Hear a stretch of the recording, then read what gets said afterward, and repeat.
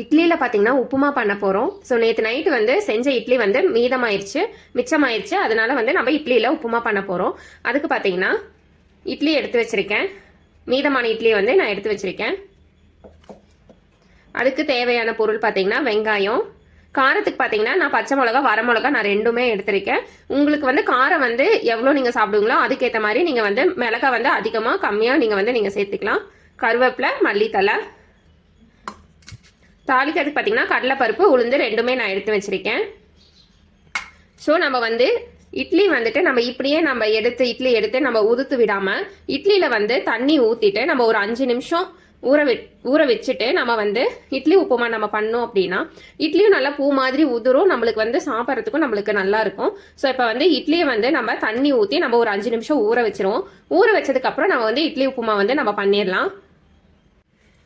இட்லியில் பார்த்தீங்கன்னா தண்ணி ஊற்றி வச்சுட்டோம். ஒரு 5 நிமிஷம் வந்து நல்லா ஊறட்டும். ஊறினதுக்கப்புறம் நம்ம வந்து இட்லியை நம்ம உதுத்து நம்ம வந்து உப்புமா வந்து நம்ம செஞ்சுக்கலாம். இப்போ ஒரு 5 நிமிஷம் ஊறட்டும். 5 நிமிஷம் கழித்து நம்ம எடுத்து பார்த்துக்கலாம்.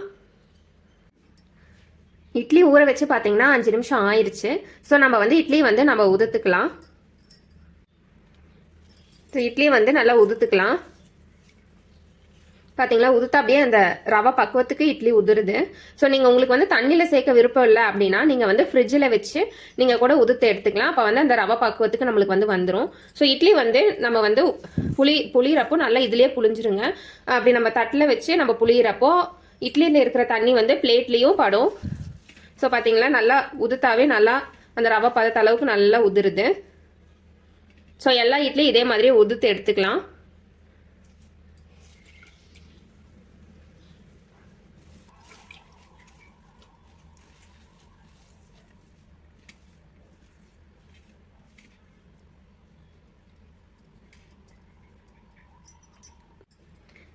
இட்லியை பார்த்தீங்கன்னா உதுத்து எடுத்துட்டோம்.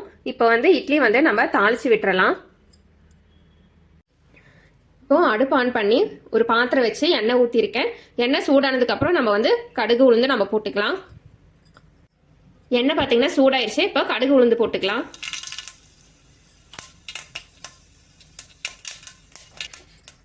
கடுகு உளுந்து பொரிஞ்சிருச்சு. இப்போ பார்த்தீங்கன்னா நம்ம எடுத்து வச்சிருக்க கடலைப்பருப்பு, உளுந்து ரெண்டுமே நம்ம போட்டுக்கலாம்.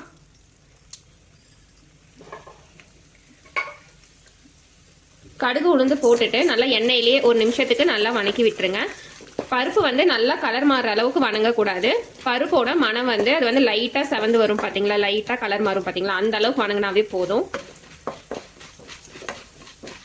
இப்போ பருப்போட கலர் பார்த்தீங்கன்னா கொஞ்சம் மாறிடுச்சு. அந்த மனமும் வந்து வருது. பதம் போதும். இந்த அளவுக்கு பருப்பு கலர் மாறினாவே போதும். இப்போ கருவேப்பிலை சேர்த்துக்கலாம். கருவேப்பிலை போடுறப்ப பார்த்து போடுங்க, இல்லைன்னா தரிக்கும். அப்புறம் வெங்காயம் போட்டுக்கலாம். எடுத்து வச்சிருக்க வரமிளகா, பச்சை மிளகா ரெண்டையும் போட்டுக்கலாம். நல்லா வணக்கி விட்டுக்கோங்க. பருப்பு வணங்கினதுக்கு அப்புறம் தான் நம்ம கருவேப்பிலை, வெங்காயம், பச்சை மிளகாய் எல்லாமே நம்ம போட்டுக்கணும். நம்ம ஃபஸ்ட்டு வெங்காயம் இதெல்லாம் போட்டோன்னா பருப்பு வந்து நம்மளுக்கு வந்து வணங்காது. அதனால பருப்பு வணக்கிட்டு நீங்கள் இந்த மாதிரி செஞ்சு பாருங்கள் இட்லி உப்புமா. ஸோ அதே மாதிரி வெங்காயம் வந்துட்டு ரொம்ப வந்து கலர் மாற விட்டுறக்கூடாது, ப்ரௌன் கலர் ஆக விட்டுறக்கூடாது. வெங்காயத்தோட அந்த பச்சை வாசம் போய் அந்த லைட்டாக வணங்கினாவே போதும் வெங்காயம். ஸோ இப்போ பாருங்கள், பருப்பு பார்த்தீங்கன்னா நல்லா லைட்டாக தான் மாறி இருக்கு. ஸோ இந்த ஸ்டேஜில் நீங்கள் வந்து தாளிச்சு விட்டீங்க அப்படின்னா இட்லி உப்புமா சாப்பிட்றதுக்கும் நம்மளுக்கு நல்லா இருக்கும். ஸோ அதனால இந்த மாதிரி செய்யுங்க அப்படின்னு சொல்கிறேன். வெங்காயம் பார்த்தீங்கன்னா இந்த அளவுக்கு வணங்கினாவே போதும். வெங்காயம் போட்டு நம்ம ஒரு 2 நிமிஷம் ஆயிடுச்சு. ஸோ இப்போ இந்த ஸ்டேஜில் வந்து அடுப்பை வந்து சிம் பண்ணிக்கோங்க. சிம்மில் வச்சுட்டு நம்ம உதுத்து வச்சுருக்கோம் பார்த்தீங்களா இட்லி, அதை வந்து நம்ம போட்டுக்கலாம். ஸோ இட்லி போட்டுக்கலாம்.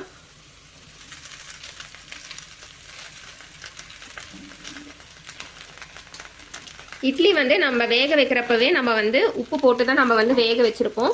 ஸோ இப்போ வந்துட்டு உங்களுக்கு வேணும், உப்பு தேவைப்பட்டுச்சு அப்படின்னா நீங்கள் உப்பு போட்டுக்கலாம். நான் வந்து உப்பு எதுவுமே போடலை. ஸோ வந்து இப்போ இந்த ஸ்டேஜில் வந்து மல்லித்தலை போட்டுக்கோங்க. மல்லித்தலை போட்டுக்கலாம். போட்டு நல்லா கலந்து விட்டுக்கோங்க.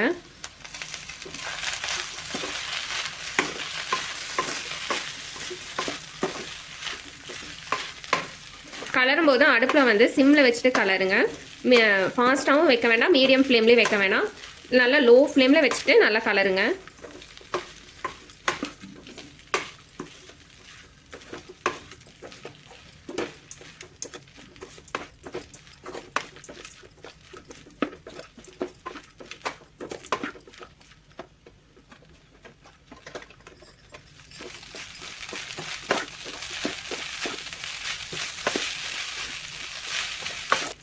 ஸோ இட்லி உப்புமா பார்த்தீங்கன்னா ரெடி ஆயிடுச்சு. ஸோ உங்கள் வீட்டில் பழைய மிச்சமான இட்லி இருந்துச்சு அப்படின்னா இந்த மாதிரி இட்லி உப்புமா செஞ்சீங்க அப்படின்னா குழந்தைங்கலேருந்து பெரியவங்க வரைக்கும் எல்லாருமே விரும்பி சாப்பிடுவாங்க. ஸோ இதே போல் நீங்களும் உங்கள் வீட்டில் இட்லி உப்புமா வந்து செஞ்சு பாருங்கள். செஞ்சு பார்த்துட்டு எப்படி இருந்ததுங்கிறத கமெண்ட்ஸில் சொல்லுங்கள். இட்லி உப்புமா பார்த்தீங்கன்னா ரெடி ஆயிடுச்சு. ஸோ பார்க்குறப்பவே அவ்வளோ அழகாக இருக்குது, எடுத்து சாப்பிட்ணும் போல் இருக்குது. ஸோ இதே போல் ஒரு இட்லி உப்புமா ரெசிபி வந்து நீங்களும் உங்கள் வீட்டில் செஞ்சு பாருங்கள். செஞ்சு பார்த்துட்டு எப்படி இருந்ததுங்கிறத மறக்காமல் கமெண்ட்ஸில் சொல்லுங்கள். இந்த வீடியோ பிடிச்சிருந்தா இந்த வீடியோக்கு ஒரு லைக் பண்ணிடுங்க. அப்படியே நம்ம சேனலையும் சப்ஸ்கிரைப் பண்ணிடுங்க. பக்கத்தில் இருக்கிற பெல் பட்டனை ப்ரெஸ் பண்ணிக்கோங்க. தொடர்ந்து நம்ம சேனலை சப்போர்ட் பண்ணுங்கள். நன்றி.